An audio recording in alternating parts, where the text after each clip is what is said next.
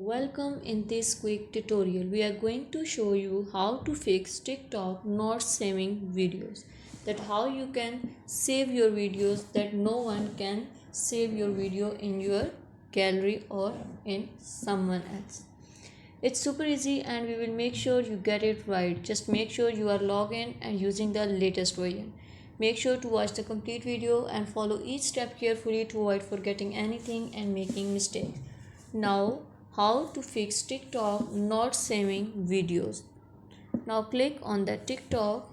This type of screen will appear in front of you. You have to click on the profile. After that, click on the right top corner on three lines. Click on setting and privacy. Now click on the privacy. Scroll this bar. Scroll this and you can see the option of downloads.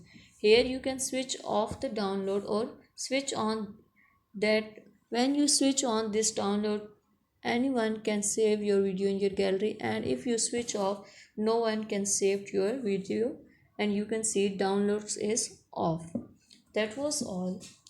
Please consider showing your support by commenting, liking, sharing and subscribing to our channel for more valuable content in the future.